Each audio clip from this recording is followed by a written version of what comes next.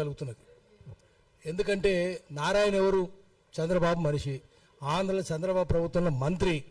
ఆయనవే పెత్తనం ఉండదా తెలంగాణలో? ఈ కుర్మ సంఘం కానీ, ఇంకో సంఘం కానీ, ముదిరా సంఘం కానీ, గౌడ సంఘం కానీ, వాళ్ళు ఏం చెప్తే చేయాలి అదే చేయాలి. పాక్కుంటూ దేక్కుంటూ పోయి పనులు చేయాలి. ఈ నారాయణ కాలేజ్ ఎంత దొంగ కాలేజ్! తెలంగాణలో కాదు వాడు, దేశంలో ఉండొద్దు వాడు.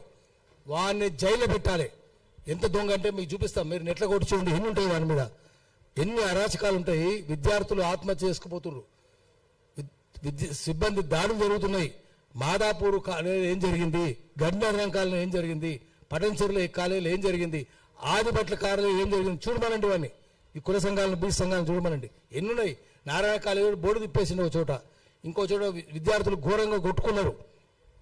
ఆదిపట్ల పెద్ద ఘోరం జరిగింది. ఒకటి కాదు, ఇంకో బొబ్బిలి ఆంధ్రలో కూడా జరిగింది. మధ్యలో మూసేసిండు వాడు, వదిలేస్తాం ఆ పిల్ల గతి ఏంది అంటున్నారు. తల్లి ఇంకోటేమో ఆత్మహత్య చేసుకున్నారు విద్యార్థులు. ఇంకా చాలా ఉన్నాయి, చెప్పుకుంటూ పోతే లెక్కలేని ఉన్నాయి. ఇంత జరుగుతుంది. ఇవన్నీ నెట్లో వందల కొద్ది ఉన్నాయి, ఇవన్నీ చెప్పుకుంటూ పోలేను నేను. ఎక్కడెక్కడ వాని కాలేజీలు అక్కడక్కడ అరాచకాలు జరుగుతున్నాయి. వాడు క్రిమినల్, దొంగ, తెలంగాణ ద్రోహి. ఎందుకంటే తెలంగాణ ఉద్యమం జరుగుతున్నప్పుడు తిరుపతిలో, చిత్తూరులో వాడు తెలంగాణ ఉద్యమానికి వ్యతిరేకంగా విద్యార్థులతో బాయ్కాట్ చేయించాడు. వాడే చేయించాడు అక్కడ. అటువంటి వాళ్ళకి ఇక్కడ రేవంత్ రెడ్డి ఎందుకు పట్టం కడుతున్నాడు? వానికి ఎందుకు పిలుస్తున్నాడు? దొంగలు ఎందుకు పిలుస్తున్నాడు? రేవంత్ రెడ్డి ఇప్పుడు తెలంగాణ ఉద్యమం లేడు. కేసీఆర్ దొంగనో, లంగనో, లఫంగనో, తాగుపోతూ ఉన్నాడు, ఏదో పేరు కనున్నాడు. ఈయన ఎప్పుడు లేడు. ఈయన చంద్రబాబు మాటికి నేను చంద్రబాబు శిష్యుని చెప్పుకుంటాడు. మళ్ళీ చంద్రబాబు పరిపాలన ఇక్కడ చేస్తున్నాడు. ఇంతకుముందు శారదక్క చెప్పినట్టు నువ్వు 24/7 ఇక్కడే ఉండాలి కదా. రోజు యాత్రలు ఎందుకు? కేరళ ఎందుకు? కేరళ పోయి అక్కడ ముఖ్యమంత్రి దిగుతావు. మరి నీ సంగతి మేము కూడా దిగుతాం. నువ్వు పినరాయి విజయన్ దిగిపోనావు, మేము రేవంత్ రెడ్డి దిగిపో అని చెప్తున్నాం. దిగిపోయినావు, ప్రజలకు సేవ చేస్తున్నావు. కేసీఆర్ ఏమో తాగి పనుకుని ఫామ్ హౌస్లా, నువ్వేమో ఎప్పుడు జాలసాలు చేసుకుంటూ తిరుగుతున్నావు. ఫుట్బాల్ ఆడుకుంటా, బ్యూటీ కంటెస్ట్లు పెట్టుకుంటా, ఇక్కడ ఉన్నప్పుడేమో ఇది చేస్తాడు, తక్కినప్పుడేమో దూరం అయిపోతుంటాడు. ఎందుకు పోతున్నట్టు నువ్వు? యాత్రలు ఎందుకు? నువ్వు బాంబే, ఢిల్లీ, కలకట్టా, రాహుల్ గాంధీ దర్శనం ఎందుకు నీకు? లేకపోతే పదవి తీసేస్తారని భయం కావచ్చు. ఇది తెలంగాణలో ఈ ఆట సాగనీయద్దు. అన్ని విద్య, వైద్యం రెండు ఆంధ్ర కార్పొరేట్ చేతిలో పోయినాయి. ఇప్పటికి విద్య అంతా అలాగే. నారాయణ చైనానే కదా, చైనా అంటే చైతన్య నారాయణ వాళ్ళే కదా మొత్తం. చైతన్య ఆంధ్రోడే, నారాయణ ఆంధ్రోడే. వైద్యం అంతా వాళ్ళ చేతుల్లో ఉంది కదా. అదే చంద్రబాబు కిమ్స్, కామిని ఏదైనా వాళ్ళదే ఉంది మొత్తం. తెలంగాణ ఏం లేదు. దోచుకుంటారు కదా, తెలంగాణ అంతా చచ్చిపోతున్నారు. ఆఖరికి మందు కూడా, లిక్కర్ కూడా వాళ్ళ చేతుల్లోనే ఉంది తెలంగాణలో. ఇంకా లిక్కర్ ఎందుకు అమ్ముతున్నారు? ఎందుకు అమ్మిస్తున్నారు లిక్కర్? తెలంగాణ చచ్చిపోతలేరు.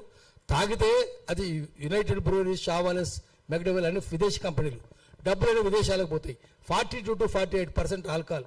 కళ్ళు బాగా పిలిస్తే 8%. మందులనే, దగ్గు మందులనే 6% కలుపుతారు. అది నిషేధించిండు. తాడి చెట్లన్నీ కొట్టేయించిండు Chandrababu Naidu. Rum whisky open చేయించిండు.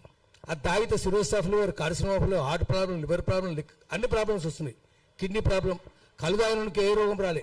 ఇది తాగితే అన్ని రోగాలు వస్తున్నాయి. ఇది తెచ్చింది ఎవరు? లిక్కర్కు పోటీ ఉండొద్దని విదేశీ మద్యం కదా IMFL, Indian made foreign liquor. విదేశీ మద్యం పోటీ ఉండొద్దని ఊర్లో తాటి చెట్లు అన్ని కొట్టించిండు. ఆఖరికి జీలుగు చెట్లు కూడా కొట్టించిండు. గిలకతాళ్ళు అంటారు తెలంగాణలో. ఇంత నాశనం చేసేది చంద్రబాబు నాయుడే కదా, వాని శిష్యుడే కదా వీడు. మరి వాని శిష్యులు వీళ్ళు ఎక్కడున్నారు? వీళ్ళు ఈ కుర్మ సంఘం వాళ్ళు ఎక్కడ ఉన్నారా? వాళ్ళు టీఆర్ఎస్లో ఉన్నారు. మొన్నటిదాకా టీఆర్ఎస్, కేసీఆర్ పాదాలు పిసుకుంటున్నారు. ఇప్పుడు కూడా అక్కడే ఉన్నారు. వాళ్ళు ఎక్కడ ఉన్నారు? తెలంగాణ ఉద్యమంలో ఎప్పుడు లేరు. కేసీఆర్ లేడు, వీళ్ళు లేరు. ఇప్పుడు మనం ఏం చేయాలి? తెలంగాణ పత్రికలు కూడా ఉండొద్దు. ఆంధ్ర పత్రికలు తెలంగాణలో ఉండొద్దు. పెట్టుబడికి కట్టుకథకు పుట్టిన విషపత్రికలు ఆంధ్ర దినపత్రికలు అన్నారు. ఆంధ్ర దినపత్రికలు తెలంగాణలో ఉండొద్దు. ఇది నేరుగా శ్రీశ్రీ చెప్పిండు. పత్రికలు గోరంతలు కొండంతలు చేస్తాయి, కొండలు గాలు కొండలు దాచేస్తాయి. ఈ పత్రికలు ఎందుకున్నాయి?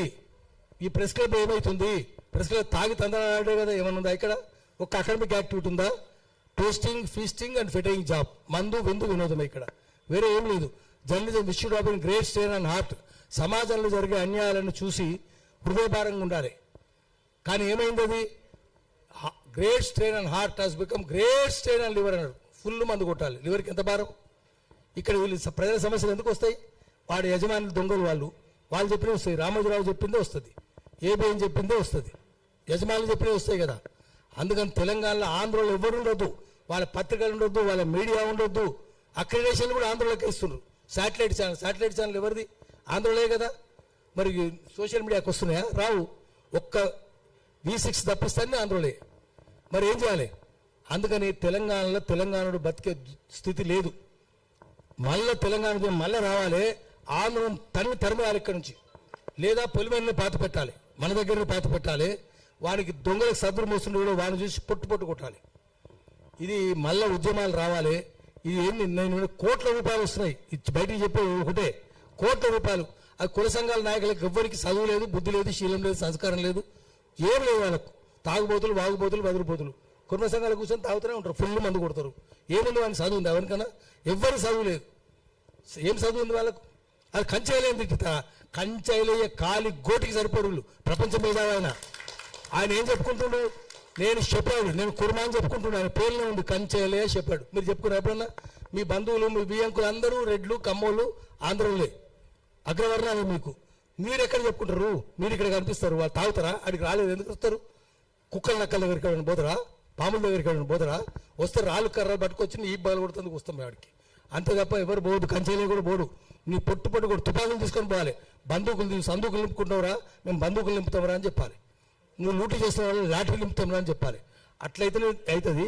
అన్ని సంఘాలు అట్లే ఉన్నాయి, సోయలు లేవు. అందుకని మనం ప్రజల్ని మళ్ళీ చైతన్యవంతం చేయాలి. అన్నిటికీ పరిష్కారం తెలంగాణ మళ్ళీ రావడమే. తెలంగాణ ప్రజల పోరాటం ఒకటే పరిష్కారం. తెలంగాణ ఆగమైపోతున్నది, ఏమైపోయిందో తెలంగాణ వెలిపాలైందో అన్నట్టుగానే ఉన్నది.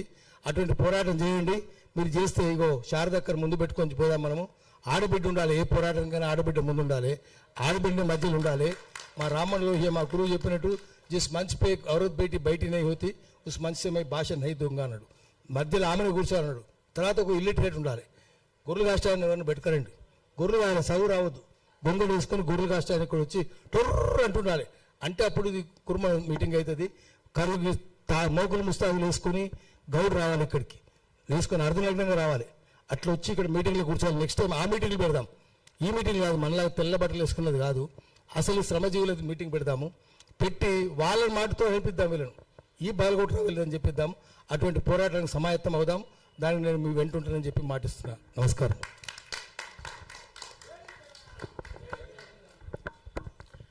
భాషం యాదగిరి గారికి ధన్యవాదములు. ఆయన మద్దతు ఈ ఉద్యమానికి ఒక వెన్నపూస లాంటిది. కాబట్టి చివరి వరకు ఇది సాధించే వరకు ఆయన తోడుంటారని ఆశిస్తాము. తర్వాత ఏంటంటే, ఇప్పుడు అన్ని బీసీ కులాల యువతకు జస్ట్ మీరు నోట్ డౌన్ చేసుకోండి.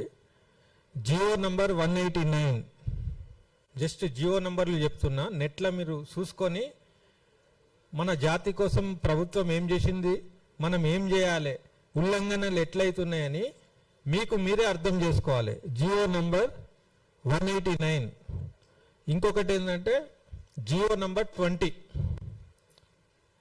ఆ జియోలు ఏమున్నదో మీరే చూసుకోవాలి, అందుకే నేను చెప్తలేను. తర్వాత memo number 2574 by D by 2018 dated 2/11/2021. ఇది మెమో నంబర్. ఈ మూడు మీరు చూస్తే మీ జాతులకు ఎంత ఘోరంగా అన్యాయం జరుగుతుంది, ఉల్లంఘనలు ఎట్లా జరుగుతున్నాయి మీకే అర్థమవుతుంది. అర్థమైనప్పుడు ఆ ఉల్లంఘనల గురించి ఎక్కడోళ్ళు అక్కడి నుంచి ప్రశ్నించుడు, మీరు కూడా లోకల్లో ప్రెస్ కాన్ఫరెన్స్లు పెట్టుడు, అక్కడ కూడా కలెక్టర్లకు దీని గురించి మీ ఫిర్యాదులు ఇవ్వడము, ఇవన్నీ కూడా మొదలు పెట్టండి. ఇది ఉద్యమం చేయకుంటే ఆగది. ఇప్పుడు వెలుగుమట్ల కానీ ఏదైనా కూడా వాయిస్ రేజ్ చేస్తేనే ఇంతో అంతో కదులుతుంది గవర్నమెంట్. మామూలుగా కూర్చొని ఇట్లా చెప్తే వాళ్ళు వినరు కూడా. ఇది నడుస్తూనే ఉంటుంది. ఆ ఉన్న 3 ఏళ్ళల్లో ఎన్ని భూములు దొబ్బుదాము, ఎన్నెన్ని కబ్జాలు చేసుకుందాము. ఇప్పుడు బీసీ సొంత జాతిలు ఉండే వాళ్ళే మళ్ళా నారాయణకి ఇస్తున్నారంటే ఘోరం. ఎవరిని నమ్మాలి, ఎవరిని నమ్మద్దు అర్థమవుతలేదు. కాబట్టి ప్రజలందరూ కూడా చైతన్యవంతులై ఈ జియోలను అధ్యయనం చేసి మీరు ప్రశ్నించడం స్టార్ట్ చేయండి. ఇప్పుడు డాక్టర్ గండ్లపల్లి శ్రీను ముదిరాజ్ గారు మాట్లాడతారు.